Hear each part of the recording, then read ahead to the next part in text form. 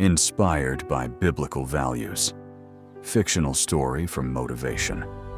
In a quiet town in Texas, USA, lived a 32-year-old man named Michael. From the outside, his life looked perfect. He had a good job, a nice house, and people often called him successful. But behind his smile was a heart filled with pain that no one could see. Michael had always believed that if you worked hard, stayed honest, and treated others with kindness, life would eventually reward you. Yet reality taught him a different lesson. The friends he trusted the most slowly disappeared when he needed them. The company to which he had devoted years of loyalty laid him off without warning. In a single day, everything he had built seemed to collapse. That evening, he drove home through the pouring rain with tears running down his face. He whispered, "Lord, why is this happening to me? Haven't I tried to do what is right?" For the first time in years, he picked up the old Bible his late mother had given him. Its pages were worn, and inside the cover she had written, "When the world leaves you behind, God's love never will." As he opened the Bible, his eyes fell on a verse that read, "Fear not, for I am with you." Those simple words reached deeper than any speech ever could. They did not erase his pain, but they gave him the courage to face another day. The next morning, Michael walked into a small neighborhood church. An elderly pastor noticed the sadness in his eyes and invited him to sit down. "My son," the pastor said gently, "one of life's hardest truths is that not everyone who walks with you is meant to stay with you. People may leave, opportunities may disappear, and dreams may fall apart. But God's faithfulness never changes." Michael asked, "If God loves us, why does He allow so much suffering?" The pastor smiled with compassion. "Gold is refined in fire. Faith is strengthened through trials. Sometimes God removes what you are holding onto because He is preparing your hands to receive something far greater." Those words stayed with Michael long after he left the church. For the first time, he realized that he had spent years asking God to change his circumstances, while God was quietly changing his heart. His problems did not disappear overnight. He was still unemployed. His bills still had to be paid. His future was still uncertain. But something inside him had changed. He stopped measuring God's goodness by his circumstances and began measuring it by God's promises. He learned that the greatest tragedy is not losing money, a job, or even friends. The greatest tragedy is losing hope. As the sun began to set that evening, Michael stood outside his home and looked toward the sky. A gentle breeze crossed his face, and for the first time in months, he smiled. He didn't know what tomorrow would bring, but he finally knew who would walk with him tomorrow, and that changed everything. The following Monday, Michael woke up before sunrise. The silence inside his house felt heavier than ever. His coffee machine hummed in the kitchen, but the home that once echoed with laughter now seemed empty. He opened his laptop and submitted dozens of job applications. Hours passed without a single response. Every rejection email felt like another door slamming shut.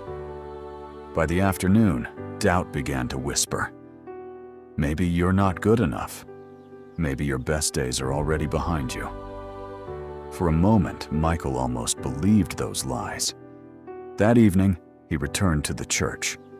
The elderly pastor was reading his Bible when Michael walked in. "I've prayed," Michael said quietly, "but nothing has changed." The pastor closed his Bible and replied, "Do you remember Joseph?" Michael nodded. He was betrayed by his own brothers, sold into slavery, falsely accused, and thrown into prison. For years, it looked as if God had forgotten him. But heaven had not forgotten Joseph for a single moment. Every painful chapter was preparing him for the palace. Michael listened carefully. The pastor continued, The greatest mistake people make is believing that God's silence means God's absence. Sometimes, heaven is working the hardest when life seems the quietest. Those words settled deep in Michael's heart. As he drove home, he stopped at a traffic light. A homeless man stood on the corner, holding a cardboard sign that read, "Need food. God bless you." Michael searched his wallet. He had only $20 left until the end of the week. For a few seconds, fear took over. What if I need this money tomorrow? But another thought came to his heart. Give and trust me. Michael rolled down the window and handed the man the last $20 in his wallet. The homeless man smiled with tears in his eyes. "You have no idea," he said softly. "I've been praying all day for food. God sent you." Michael drove away in silence. For the first time in weeks, he realized something powerful. Even though he had lost his job, God could still use him to answer someone else's prayer. That night, he opened his Bible again and read the words of Jesus. "Do not worry about tomorrow, for tomorrow will worry about itself." He closed the Bible and knelt beside his bed. "Lord," he prayed, "I don't know where my next paycheck will come from. I don't know what tomorrow looks like. But today, I choose to trust you." Outside, rain began to fall against the windows. Inside, peace slowly filled the room. Michael still had unanswered questions. He still had unpaid bills. He still had no job. But for the first time, fear was no longer controlling his heart. He finally understood one of life's bitterest truths. Faith does not mean you can see the whole road. Faith means you keep walking because you trust the one who does. Little did Michael know that by the end of that week, one unexpected phone call would change the direction of his life forever. 3 days passed. Michael continued applying for jobs, but every interview ended the same way. "We'll let you know." Those 4 words became the most disappointing sentence in his life. His savings were almost gone. The mortgage payment was due in a week, and the refrigerator held little more than a loaf of bread, a carton of milk, and a few eggs. That Friday evening, Michael sat alone on the porch of his house as the sun slowly disappeared behind the Texas sky. He looked toward heaven and whispered, "Lord, I don't understand your plan, but I refuse to stop believing."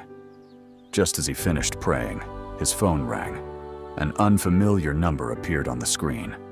For a moment, he almost ignored it. "Hello, this is Michael speaking." A calm voice answered. "Good evening, Michael. My name is David Anderson. I'm the CEO of a nonprofit organization in Dallas. Your former manager recommended you. We've heard about your honesty and the way you treated people. We'd like to meet you tomorrow." Michael was speechless. He had never applied to that organization. After the call ended, tears filled his eyes. He remembered something the pastor had once said. "God is already arranging tomorrow while you're worrying about today." The next morning, Michael drove to Dallas. The office was much smaller than the large corporation where he had worked before, but there was something different about it. The employees greeted one another with genuine smiles.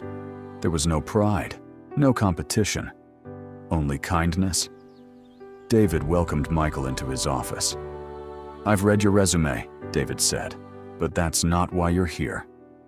Michael looked confused. David continued, "Your former manager didn't spend much time talking about your skills. Instead, he told me how you stayed late to help struggling coworkers, how you never took credit for someone else's work, and how you remained honest, even when no one was watching." Michael lowered his head. "I simply tried to do the right thing." David smiled. "And that's exactly the kind of person we're looking for." For the first time in months, hope returned to Michael's heart. Before leaving, David said, "I won't promise this job today, but I will promise you something more important." Michael looked up. "In this organization, we value character more than talent. Skills can be taught. Integrity cannot." As Michael walked outside, he stood quietly beneath the bright blue sky. He realized something profound. For months, he had believed losing his old job was the end of his story. But in reality, it was the beginning of a better one. Sometimes God closes the door you've been desperately trying to keep open because He is leading you to a door you never knew existed. That Sunday, Michael returned to church. The pastor smiled the moment he saw him. "You look different," he said. Michael smiled back. "I finally understand." "Understand what?" "That God's delays are not God's denials." The pastor nodded gently. "Exactly.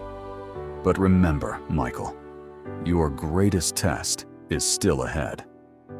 Michael's smile faded. "What do you mean?" The pastor looked into his eyes and quietly replied, "Success tests a person's character far more than failure ever will." Michael had no idea those words would soon become the greatest lesson of his entire life.